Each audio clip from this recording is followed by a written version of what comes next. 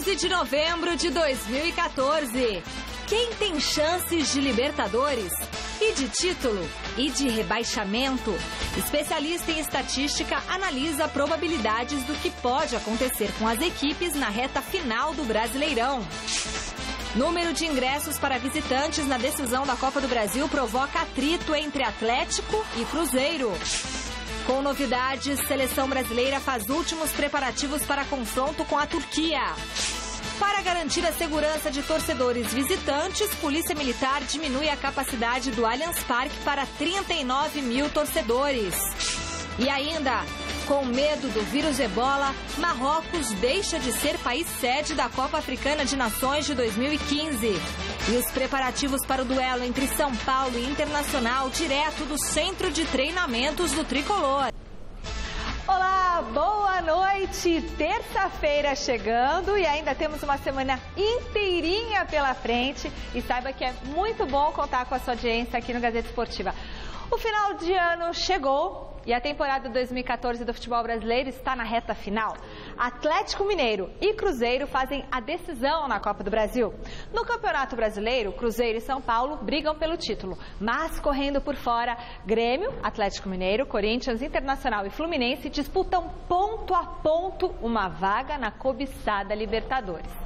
Tem também a Copa Sul-Americana. O único representante brasileiro na competição, o São Paulo sonha com o bicampeonato. Em meio a tantas possibilidades, o Gazeta Esportiva fez uma matéria com um estudioso e especialista em estatística do futebol. Veja na reportagem de Adriano Dolfi.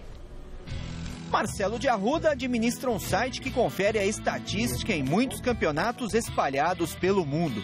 E faz isso desde 1999, baseado num método específico. Eu tenho um banco de dados, no caso de competições de clubes brasileiros, com resultados dos últimos 12 anos e processo esse banco de dados para encontrar, em função dos resultados dos jogos, então, Cruzeiro 3-1 Criciúma, Vitória 1-2 São Paulo, assim por diante, um índice técnico de cada time. A partir desses índices, a gente pode calcular para cada jogo a probabilidade do time da casa ganhar, empatar ou perder. E a partir dessas trincas de probabilidades, ou mais detalhadamente de um quadro que não é veiculado no site, mas que existe, a probabilidade de cada resultado, 0-0, 1-0, 1-1, etc., são feitas milhares de simulações do restante do campeonato e a gente vê em quantas desses milhares de simulações cada time foi campeão, cada time classificou para Libertadores, chegou na final, chegou na semifinal ou foi rebaixado, vai de acordo com cada campeonato. O ano vai chegando ao fim. É decisão de título na Copa do Brasil, na Copa Sul-Americana e, claro, no Brasileirão. E tem time também sonhando com uma vaga na Copa Libertadores do ano que vem. O futuro dos principais times talvez esteja aqui, na matemática desse computador. Chances para conseguir uma vaga na Copa Libertadores do ano que vem. Cruzeiro, se for campeão da Copa do Brasil, 56,6%. No Campeonato Brasileiro, a chance é de quase 100%. A probabilidade absoluta também quase 100%. O Cruzeiro está com quase 100% de probabilidade de classificação de terminar o Campeonato Brasileiro no G4, que é um rótulo utilizado para significar que a probabilidade de não acontecer, no caso do Cruzeiro ficar fora do G4, ainda existe, mas é absolutamente ínfima. A situação do São Paulo é um pouco parecida. Se for o G4 do Campeonato Brasileiro, 96,4%. No G5 aumenta, 98,9%. Na Copa Sul-Americana, a chance diminui, 25,7%. Tem 1,1% de não terminar no G5, mas dentro desse 1,1% tem a possibilidade de se classificar como campeão da Sul-Americana. Então, acaba sendo uma probabilidade bem alta mesmo. Cruzeiro e São Paulo são equipes praticamente garantidas, né? Sim. O Corinthians não disputa duas competições, por isso tem chances menores. Com o G4, 42%. Com o G5, 63,7%. A probabilidade absoluta é de 61,6%. O Corinthians depende só do Campeonato Brasileiro. Os três clubes mais bem colocados hoje nessa probabilidade absoluta são justamente o Cruzeiro, o São Paulo e o Atlético, porque são os que têm dois caminhos possíveis ainda, Copa do Brasil e Sul-Americana. O Corinthians depende só do Brasileiro e a chance de terminar no G4 é só de 42%. Então, quando você tem que torcer para o G4 virar G5, o Cruzeiro sendo campeão da Copa do Brasil, ou o Atlético sendo campeão da Copa do Brasil e terminando bem colocado no Brasileiro, que aí as suas chances sobem para 63,7%. No título brasileiro, a chance do Cruzeiro é enorme, 89,1%. São Paulo tem 10% e o Corinthians 0,09%. Olha, eu como, digamos, crítico do sistema do campeonato, acho que o Cruzeiro é campeão já há 3 meses. O campeonato acabou há 3 meses já, mais ou menos. O Cruzeiro, de repente, em 2 rodadas, dependendo, claro, da combinação de resultados, em 2 rodadas, pode liquidar a fatura. Sim.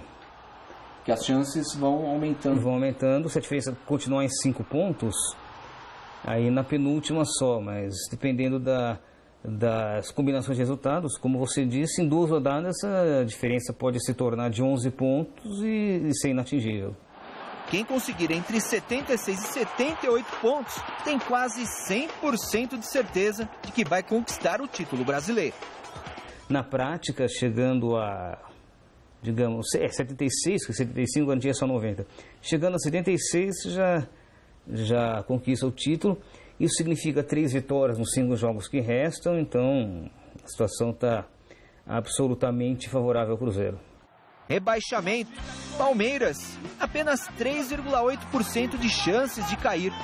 Palmeiras está com 39 para cima, na prática já estão salvos do rebaixamento, embora matematicamente ainda corram risco. Palmeiras e Figueirense, especialmente, é bom que ainda se cuidem, que não achem que a fatura já está liquidada, mas na prática a disputa é do Curitiba para baixo. Na Copa Sul-Americana, os times argentinos aparecem com mais chance de conquistar o título. O índice do Boca e o índice do River são maiores que o índice do São Paulo. Ou seja, o São Paulo é favorito a passar pelo Nacional e a chegar na final. Mas qualquer que seja o argentino que enfrente na final, esse adversário é favorito. Frente ao São Paulo, sendo o Boca Juniors, sendo o River Plate, ele é favorito pelas estatísticas de hoje. Pode seguir que depois dos 2 jogos contra o Nacional, ou depois das 2 semifinais, haja alguma mudança, porque cada novo resultado é incluído, o resultado que completa, no caso desses jogos, 2 anos, é excluído. Então, de repente, o São Paulo ganha os 2 jogos por 5-0, isso turbina o índice dele, e Boca River ficou lá no 0-0, 0-0, ganhando dos pênaltis, por exemplo, já pode dar uma invertida nessa tendência. Grande noite para você que acompanha o Gazeta Esportiva. Tem um maior respeito aos números, nem poderia ser diferente, porque a gente está falando de uma ciência exata. Mas não necessariamente há exatidão no futebol. O futebol tem um imponderável. Gosto muito dos números quando eles revelam tendências num jogo. Existem estatísticas que mostram, por exemplo, que você bater escanteio jogando para a área, o índice de acerto é menor do que quando você joga para o lado e trabalha a jogada pelo meio. Enfim, são números mas muitas vezes pode também sair 3 cruzamentos para a área no escanteio e 3 gols. Quer dizer, então, depende muito do momento do jogo. Sabe, tem 100% de chance de ser campeão. Acontece o imponderável, o Cruzeiro perde para o Grêmio, acho que os próximos jogos do Cruzeiro agora estão me falhando na memória, mas enfim, perde para o Santos e perde para o Grêmio, por exemplo. 2 jogos possíveis, assim, não seria nenhum absurdo uma derrota. São Paulo vence os 2, já passou. Aí o São Paulo tira todos esses números do Cruzeiro, quer dizer, então tem muito a ver com um momento, mas apenas um leve indicador de futuro, mas essa exatidão não prevalece, Alberto. Eu respeito também, boa noite, eu respeito também muitos números. Os números é que não me respeitam, eles não gostam de mim. Eu sou péssimo em matemática, mas acontece o seguinte. Mas acontece o seguinte, as estatísticas, esse jogo com a lei das probabilidades, ela funciona muito bem em esportes, ou funciona mais em esportes jogados com a mão. Basquete, beisebol, o mesmo futebol americano, o tênis, enfim, onde a precisão é maior. Quer dizer, você jogando com as mãos, você tem uma possibilidade, uma perspectiva de precisão muito maior do que jogando com os pés. O futebol é o único esporte que se pratica com os pés. contrariando a lei da gravidade, que essa aí não dá para você revogar, né? Ela está aí. E o sujeito tem que ter uma capacidade extraordinária para poder trabalhar com uma esfera que não tem Você pega, por exemplo, a bola do futebol americano, que é elíptica, né? Quando que você joga, ela tem um formato que permite que ela tenha um direcionamento. Agora, a esfera não. A esfera pode ir para qualquer lugar, ela gira, enfim. O nível de surpresa, de imponderável, como você dizia, de acaso, de sortilégio, é muito maior no futebol, porque também é disputado por equipe, com a presença da individualidade muito forte. Então, realmente, eu não sei até que ponto esses números contribuem muito, a não ser para aumentar, vamos dizer assim, as probabilidades. Tá? Por isso que a gente reverencia tanto quem é bom de bola, porque é difícil ser bom de bola, colocar a bola onde ele quer. Vote na enquete que está no ar no site gazetesportiva.net. A pergunta é a seguinte, a pergunta ficará no site até amanhã, tá? E nós queremos saber quem larga na frente na final da Copa do Brasil. Atenção, Celso Cardoso, larga na frente o Atlético Mineiro ou o Cruzeiro? Atlético. Alberto Helena Júnior. Eu acho que dá Cruzeiro no Brasileirão e Atlético na Copa do Brasil, e Minas vai ser consagrada como a capital do futebol brasileiro. Já está, né, consagrada também. Bom, resultado sai no final do programa de hoje, a gente quer saber a sua... resultado sai no final do programa de amanhã, a gente quer saber a sua opinião, entre no site. E no São Paulo, o técnico Muricy Ramalho segue preparando a equipe que vai enfrentar o Internacional amanhã às 10 horas no Morumbi, em jogo que deveria acontecer somente na semana que vem, mas foi antecipado por causa da Copa Sul-Americana. E o repórter Felipe Sboril está neste momento no CT da Barra Funda acompanhando mais um treino do Tricolor. Boa noite, Sboril!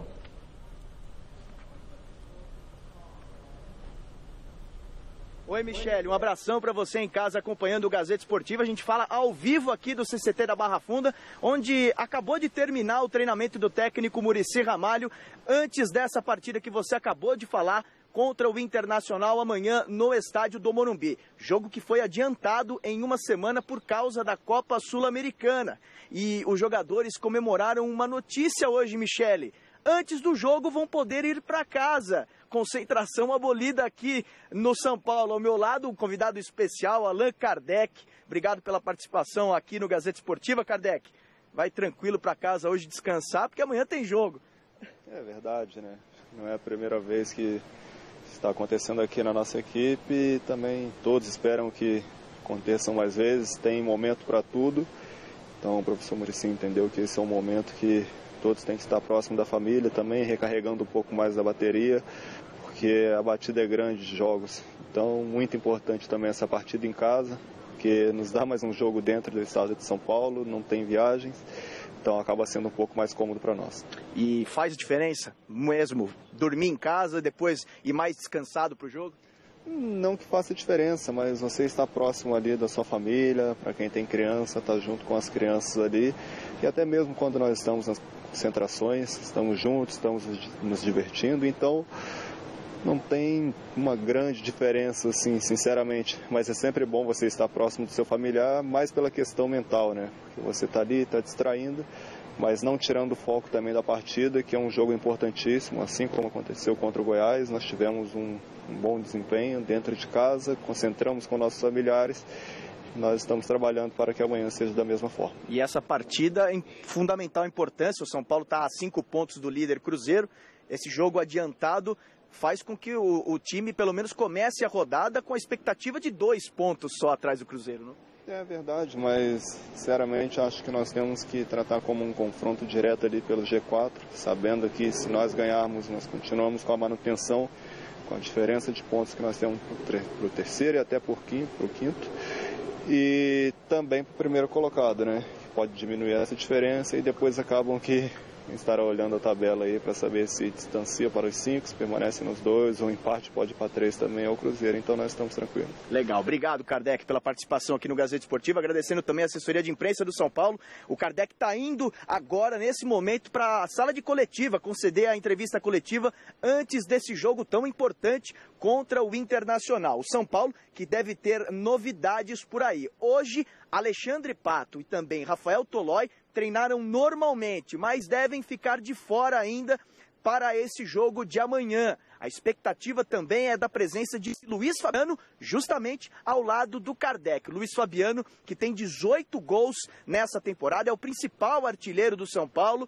E nesse campeonato, e nesse ano, quer dizer, de 2014. E a expectativa também é com relação à permanência dele aqui no São Paulo. Em 2015, final de 2015, termina o contrato de Luiz Fabiano. E ele recebeu umas sondagens do Flamengo. No próprio perfil dele, em uma rede social, ele disse que estava muito contente aqui no São Paulo e que não quer sair, descartando qualquer possibilidade de deixar o tricolor, mesmo antes ao término desse contrato com o São Paulo. Muricy Ramalho não terá Álvaro Pereira, que está com a seleção uruguaia disputando amistosos, e Hudson retorna de suspeição. Tá bom, Michele? Tá certo, Felipe Sporio, em cima do lance, bom trabalho aí pra você, parabéns pelo seu retorno às reportagens. Luiz Fabiano, então, que o Luxemburgo quer ele no Flamengo, Alexandre Pato, que tá de namorada nova, e Celso Cardoso comenta sobre o jogo do São Paulo e do Internacional amanhã às 10 da noite. Bom, que susto, pensei que por um momento você fosse me perguntar sobre a namorada nova do Pato. Que é bonita, a Fiorella, né? Bonita. Que é ex do Flávio Canto, que é também do judô ali, do esporte. Ok. Vai, Celso. Bom, vamos lá. Luiz Fabiano, eu acho que é um ciclo que se encerra, não vejo muito clima para permanência do Luiz Fabiano no São Paulo, não. Fez muito pelo São Paulo, mas acho que é um casamento que está próximo ao fim e acho que essa separação vai fazer bem para os dois, embora exista a possibilidade ainda de uma permanência. Sobre esse jogo com o Internacional, é uma chance de ouro para o São Paulo, porque o São Paulo, apesar do desgaste, vem de uma maratona de jogos, se vencer o Internacional, não vou nem falar de briga por Libertadores América, que eu considero o São Paulo já classificado, apesar dos números e da matemática não garantirem, mas pela briga pelo título, porque você imagina só, São Paulo vencendo coloca 2 pontos de diferença para o Cruzeiro. O Cruzeiro que já teve, sabe, uma diferença gigantesca, pode sentir a pressão. Claro. Pode sentir a pressão. E, de repente, numa dessa, pode virar o campeonato. Algo que era improvável para mim, não me parece já tão improvável assim, embora acredite muito no Cruzeiro. Pois é. Essa questão do Luiz Fabiano, eu acho que ele vai acabar continuando no São Paulo, desde que ele ponha na cabeça algo parecido com o que se passa com o Drogba, por exemplo, no Chelsea.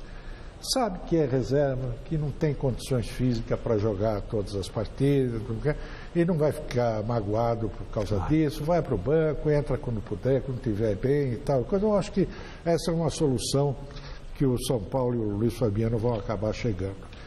Quanto à concentração, a liberação da concentração me parece uma atitude muito inteligente, mesmo porque a concentração em si, no meu modo de ver, ela na verdade é um sintoma do atraso em que se encontra o Brasil em todos os sentidos, especialmente no futebol. O futebol é uma representação da sociedade brasileira, uma teatralização do nosso dia a dia, e ela revela isso. Quer dizer, é uma coisa que o mundo civilizado já aboliu há muito tempo.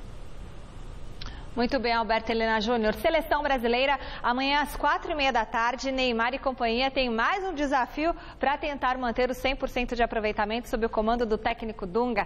Desta vez, o Brasil enfrentará a Turquia na casa dos adversários e o time terá novidades. A seleção brasileira fez hoje o reconhecimento do gramado do estádio do Fenerbahçe, palco do amistoso desta quarta-feira contra a Turquia. O técnico Dunga liberou as filmagens apenas na parte final do treino, mas adiantou a escalação da equipe com Diego Alves no gol, Danilo, Miranda, Davi Luiz e Felipe Luiz na defesa, Luiz Gustavo, Fernandinho e Oscar no meio e o trio de ataque com William, Neymar e Luiz Adriano. O meio-atacante Roberto Firmino, principal novidade nesta convocação, vai aguardar uma chance no banco de reservas e se apresenta ao público brasileiro desta maneira. Firmino é uma pessoa sorridente, alegre, futebol alegre, sempre procurando ser objetivo, finalizando a jogada, brigador, aguerrido. Esse é o Firmino. Comecei no CRB, mas antes já tinha passado por clubes pequenos da região, mas passei 3 anos no CRB, daí depois eu fui para o Figueirense mais 3 anos, cheguei no juvenil, passei para o júnior logo, depois para o profissional, muito rápido no profissional, daí já subimos no acesso.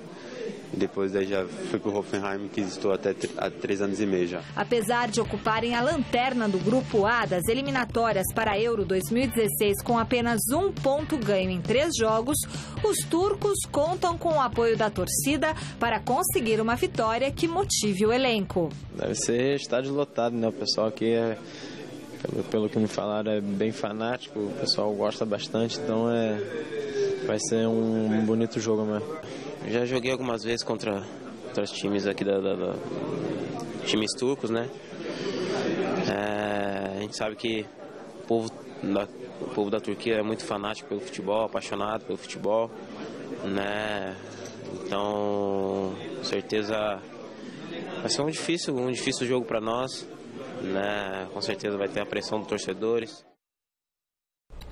Alberto Helena Júnior, eu não sei você, mas ainda padeço de uma certa ressaca da Copa do Mundo. A seleção ainda não consegue me empolgar. E acho que também, pelo que vejo nas ruas, do comportamento das pessoas, ainda também não empolga as pessoas. Venceu a Argentina, o Dunga tem 100% de aproveitamento, tem mais um jogo difícil com a Turquia, mas a seleção ainda não resgatou aquele prestígio e aquele status que tinha pré-Copa do Mundo. Vai demorar muito para isso acontecer, hein? Mas para esses jogadores que aí estão, é uma oportunidade de ouro. Afinal de contas, independentemente do nosso gosto, do nosso apreço pela seleção, a seleção continua, tem um futuro pela frente. Esses jogadores podem, de repente, fazer história nessa seleção. Claro que você não sonha com esse sucesso todo pelo nível que a gente vive de organização. Eu acho até uma injustiça jogar nas costas desses jogadores esse peso que maior pertence aos dirigentes. Mas eles podem fazer história e numa dessas surpreender, né? O que me surpreende mais, o que eu estou gostando muito, eu que fui um crítico exacerbado do Dunga, Filipão e toda essa estirpe de treinadores, nessa linhagem de treinadores retranqueiros e tal, o Dunga está me surpreendendo maravilhosamente bem. Você pegar essa última convocação agora com a chamada do Talisca, né, que é um meia, você tem lá 6 meias para 3 volantes. É exatamente o oposto do que estava sendo feito até agora. Isso significa o quê? Significa que há uma possibilidade do Brasil mudar a cara definitivamente do seu futebol, jogando com mais meias e menos volantes. Ainda está lá, ainda somos presos dessa maldição dos 2 volantes. Vai jogar Luiz Gustavo e Fernandinho. Mas ele bem que podia botar o Oscar no lugar do Fernandinho, porque o Oscar é o que mais marca desse meio de campo do Brasil, incluindo os volantes. Esse é um detalhe que parece que fruto do trabalho com o Mourinho. Exatamente. E já tinha feito isso na seleção brasileira sub-20 com o Ney Franco, lá no Mundial que o Brasil ganhou maravilhosamente bem, que tinha o Neymar e tudo mais.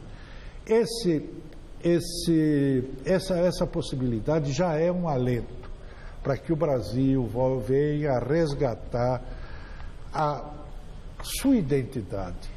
Porque o nosso problema é esse. Enquanto não resgatarmos nossa identidade, o nosso jeito de jogar futebol, nós nunca mais vamos conseguir fazer com que galvanizar a torcida brasileira e voltar até um posto de destaque na história do futebol. Esse que é o problema. E vai ao encontro dessa tese do Alberto Helena Júnior, eu me lembro do Guardiola, quando todo mundo reverenciou a Espanha, o Barcelona, a maneira de jogar, ele disse que justamente se inspirava na seleção de 82, naquele toque de bola, que é nosso. Claro, é a seleção de 70 que o avô dele, o pai dele diziam para ele. Agora, por favor, pelo amor de Deus, vocês comentaristas, locutores, não me chamem o Talisca de Anderson Talisca, não. É Iaiá Talisca, Iaiá, essa coisa doce, gostosa, brasileira, viu? Tipicamente brasileiro, é assim que ele é chamado na Europa, porque aqui a gente vai chamar ele de Anderson. O cara não é sueco, pô. Fale conosco através do Twitter do programa, endereço twitter.com/gazetesportiva. Lá você fica sabendo tudo o que rola no Gazeta Esportiva. E se por acaso você perder alguma edição do programa, você pode rever no site da TV Gazeta, tvgazeta.com.br/Gazeta Esportiva. Posso mandar aqui um abraço para um telespectador? Que não, vamos continuando, tô brincando, pode. O Elisiomar Kenji, ela aqui não estava deixando. Que é? Elisiomar Kenji, mandou uma mensagem via Twitter. Bonito. Pediu para exaltar a Zona Leste e mandar um beijo para a mãe dele, Dona Lúcia, que é fã do nosso programa. Não é aquela Dona Lúcia que escreveu a carta para o Parreira. Quem disse que não? Não é. Pode ser que seja. Não é aquela. Elisiomar, Zona Leste, é nós, ele. Ele não é da Zona Leste, você devia ter pedido beijo para mim.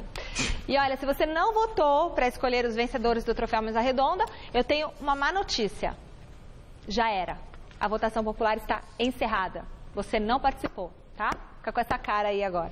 Bom, agora a lista com os 3 mais votados em cada posição será encaminhada para uma comissão de jornalistas de todo o país que escolherá o vencedor em cada posição. E se você quiser saber quem foram os 3 preferidos do público em cada categoria, é só acessar o site troféumesaredonda.com.br e clicar em resultados. A LuxColor e a Baltec estão com a gente no Troféu Mesa Redonda, essas suas 2 empresas maravilhosas. 2 jogos abrem nesta noite a 35ª rodada do Campeonato Brasileiro da Série B. A rebaixada portuguesa, que tem 4 vitórias em 34 jogos, recebe o ABC às 7h30 no Canindé. Às 9 horas, no Dorival Brito, em Curitiba, o Paraná enfrenta o Atlético Goianiense. Na 5ª colocação, com 53 pontos, a equipe do Planalto Central precisa de pelo menos um empate para entrar no G4. Já a equipe paranista está na 13ª posição, com 41, apenas 2 à frente do Oeste, primeira equipe na zona de rebaixamento. O Vasco iniciou nesta terça-feira o processo eleitoral que vai decidir o presidente para os próximos 3 anos. Realizada de forma indireta, os sócios vão escolher a chapa que terá direito a 120 cadeiras no Conselho Deliberativo. O grupo que ficar em segundo lugar poderá indicar 30 conselheiros. No dia 19 de novembro, eles se juntarão aos outros 150 conselheiros natos e definirão o nome do novo presidente que vai tomar posse no dia 1º de dezembro. Eurico Miranda, Roberto Monteiro e Júlio Brandt concorrem ao cargo. A votação começou por volta das 9 horas da manhã e vai ser encerrada às 10 da noite. O Romário, como deputado, tem uma língua afiada. Ele já tinha como jogador tal, e muitas vezes chama atenção pela coragem de falar algumas coisas. Mas tem posicionamentos também estranhos. Me espantou quando vi ele ao lado do Eurico Miranda, tal, apoiando, quer dizer... observando o histórico, né, dele no clube, os processos, o que fez o Eurico. O Vasco não está hoje na situação que está por conta do Roberto, que também tem responsabilidade nisso, mas pela péssima gestão também do senhor Eurico Miranda. Quer dizer, a longevidade no poder num clube de futebol só levou os clubes à ruína. Todos eles, sem exceção. Claro. E vale lembrar o seguinte, o brasileiro, ele se move mais pelo sentimento, pela paixão, sabe, aquela coisa da cordialidade, né? Que não é só gentileza, cordialidade é a coisa do coração cordial. E o brasileiro tem esse troço e pensa muito pouco. Ideologicamente ele não existe. Então o Romário é apenas um exemplo desse tipo de comportamento. Ele não tem ideologia nenhuma, não tem um preparo adequado para isso e tal. Ele vai mais pela paixão, pelo sentimento. E ele, amigo lá do Eurico, gosta do Eurico, quer dizer...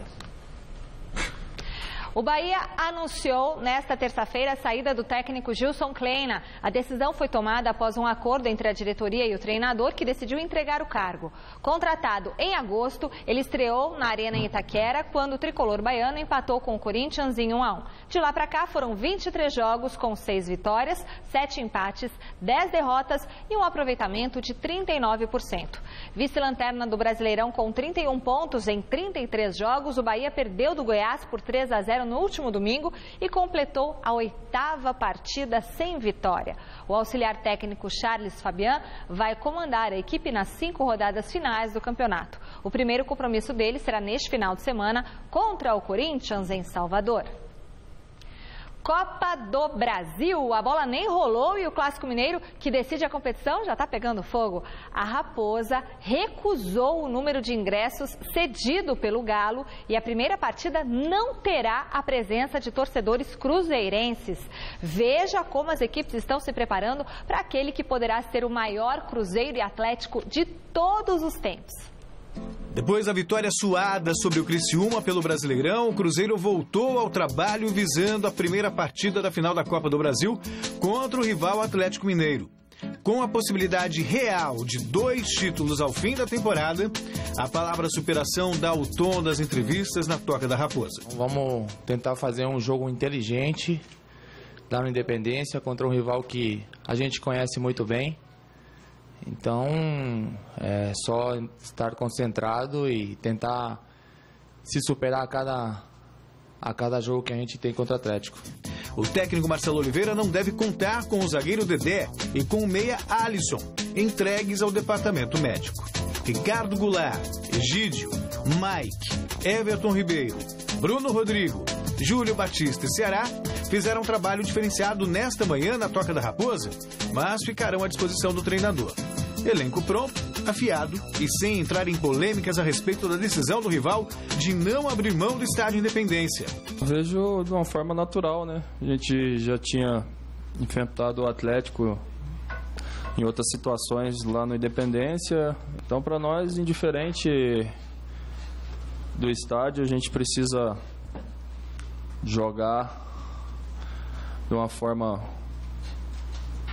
positiva, eficiente, e isso que a gente vem tentando fazer ao longo dessa temporada, e agora numa decisão mais do que nunca isso é fundamental para que a gente possa sair de lá com um resultado positivo. O Atlético Mineiro está totalmente focado na final da Copa do Brasil. Os titulares foram poupados na rodada do Campeonato Brasileiro do último final de semana, com exceção do volante Leandro Donizete.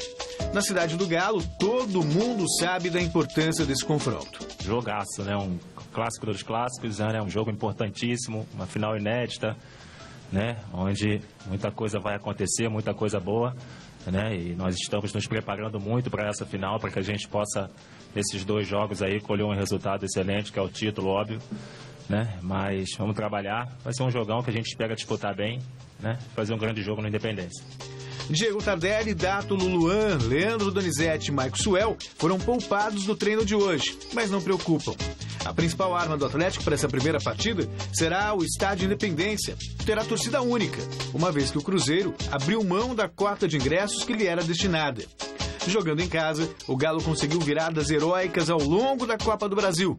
Resultados que servem de lição e motivação. A gente tem que procurar fazer o melhor e ter a cabeça tranquila para que a gente possa, ou com resultado a favor ou contra, ter sabedoria ou para manter ou para reverter, né? Então a gente tem que tirar proveito de tudo que nós passamos até chegar a essa final, para que a gente entre nessa final psicologicamente forte, né? Mas desenvolvendo um grande trabalho dentro de campo.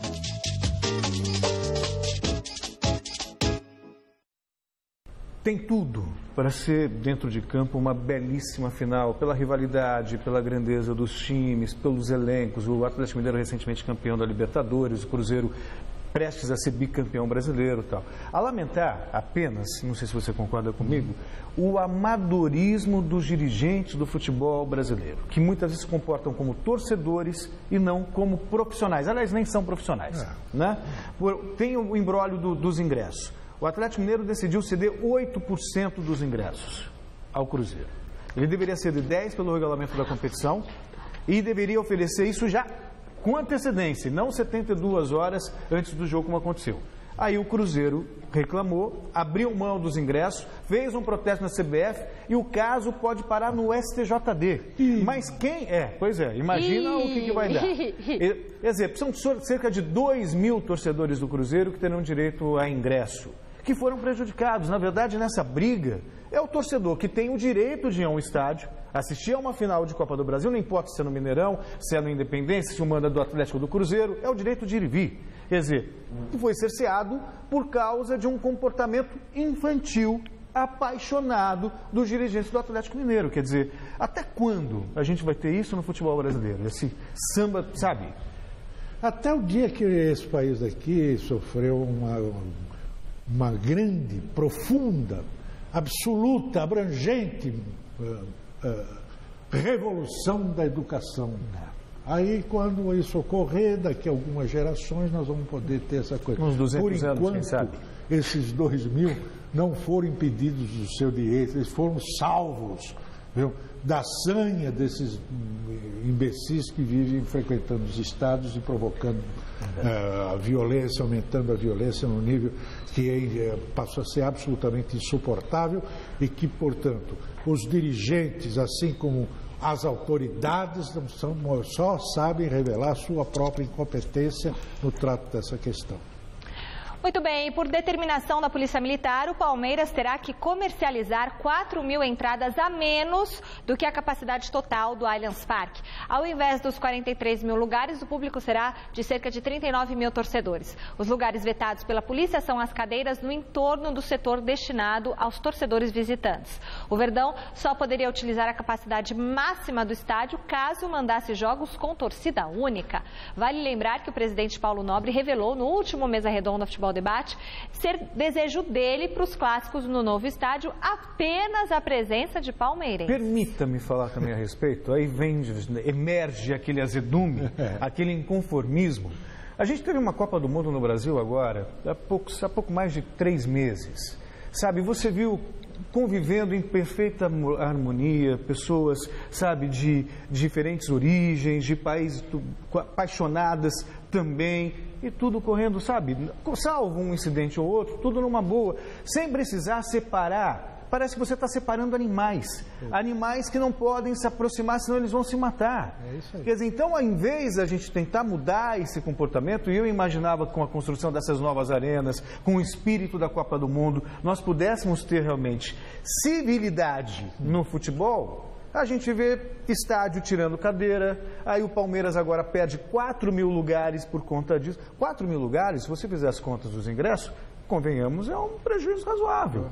Porque as pessoas não sabem se comportar, Alberto. E o presidente do Palmeiras esteve aqui na Mesa Redonda, domingo, e ele estava dizendo que vai precisar separar com baias as torcidas, sendo que isso aí vai prejudicar quem tiver num determinado visão, ponto, né? Ele não vai enxergar o outro lado. Quer dizer, é uma coisa... Eu não falo mais nada, viu? Isso aqui eu já disse, precisa redescobrir esse país e começar tudo de novo. Porque isso mostra a falência das autoridades, a falência em você botar ordem em alguma coisa. A gente achou que ia mudar, mas, gente, não mudou nada. Mas é que falta vontade política para mudar, essa é a questão. É inteligência. Inteligência é o que falta basicamente. Depois de ficar fora por quase metade do Campeonato Brasileiro, o goleiro Fernando Praz é considerado um dos responsáveis pela melhora de desempenho do Palmeiras no segundo turno da competição. Hoje, o goleirão foi o escolhido para conversar com jornalistas na Academia de Futebol e Adriano Dolfi acompanhou. Quando o Dorival Júnior chegou, o Palmeiras estava em situação delicada na tabela. Depois que o goleiro Fernando Praz retornou de lesão, o momento já era menos pior. E começou a melhorar. Eu acho que eu fiquei fora do time num momento muito delicado, numa troca de comando e num momento em que a gente tinha muitos jogadores de fora. Eu sempre falo, a gente chegou a ter 13 jogadores fora, então isso comprometia muito. E eu voltei numa hora em que praticamente todo mundo já tinha voltado, né? A minha lesão foi a mais complicada, eu fui o que fiquei mais tempo afastado. Então eu acho que isso também ajudou muito ao time melhorar o rendimento. Faltam mais 5 rodadas e 2 jogos em casa. A matemática indica que o Palmeiras precisa de aproximadamente 5 pontos para se livrar de vez da ameaça do rebaixamento. Mas o goleiro Fernando Praz prefere boas vitórias e atuações convincentes para deixar a calculadora de lado. Tem que pensar jogo a jogo. A gente tem um jogo contra o São Paulo, que é um jogo importantíssimo, um clássico, que antecede a inauguração da Arena. Então um bom resultado seria espetacular para a gente em termos motivacionais, não só nosso como da torcida, e nem se fala em termos de tabela, né? Como eu te falei, a gente não quer usar esse último jogo em casa para garantir a permanência, não. No final de semana, o Verdão pega o São Paulo no estádio do Morumbi. Não se sabe ainda se Valdívia, servindo a seleção chilena, irá atuar. O adversário joga neste meio de semana. Será que isso representa alguma vantagem para o Palmeiras? Em virtude do cansaço deles, a gente conseguir ser superior a eles, tudo bem, mas a gente não tem que ficar trabalhando com esse tipo de hipótese, não. Até porque se eles estão numa maratona desgastante, mas eles estão com uma confiança lá em cima, assim como estava o Atlético Mineiro. Hora de falar do Corinthians, que aproveita esse meio de semana para treinar e só entrar em campo no próximo domingo, diante do Bahia, na Arena Fonte Nova. O repórter Alexandre Silvestre esteve no CT Joaquim Grava acompanhando o timão. Fala, Michele, pessoal ligado no Gazeta Esportiva. Enquanto eu estou voltando de férias, o Corinthians pretende sair de férias agora no final do ano com pelo menos a sensação mínima do dever cumprido nesta temporada, ou seja, garantir uma vaga na Libertadores da América do ano que vem através do Campeonato Brasileiro. O professor Mano Menezes prepara o elenco para uma maratona de viagens, 2 jogos fora de casa, domingo contra o Bahia em Salvador na Arena Fonte Nova e depois o Goiás pela frente em Belém do Pará. O técnico Mano Menezes, para o próximo jogo no final de semana, não poderá escalar o matador, o principal jogador da equipe, o Paulo Guerreiro, que já está com a seleção peruana. Provavelmente Luciano entra para jogar de centroavante contra o desesperado tricolor baiano que luta para fugir do rebaixamento para a Série B do Campeonato Brasileiro do ano que vem. O Elias, no clássico com o Santos, levou o terceiro amarelo, está suspenso, também fora de combate. E a expectativa é pelo aproveitamento do zagueiro Anderson Martins, que não enfrentou o Peixe porque estava desgastado fisicamente. Tchau. Tchau. Tchau. O Guerreiro, obviamente, faz muita falta. Ele é a referência ofensiva, não só por ser aquele homem de área, ele está jogando de maneira diferente, está jogando mais pelos lados, está jogando de frente. Está feliz no jogo, gol. Feliz no amor? Hoje você tá né? Tá atenta. Ok. Pois é. Cupido.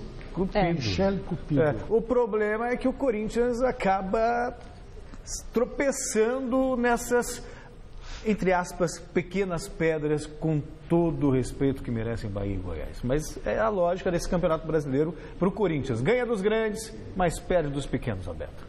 É verdade. O Corinthians ele não conseguiu achar.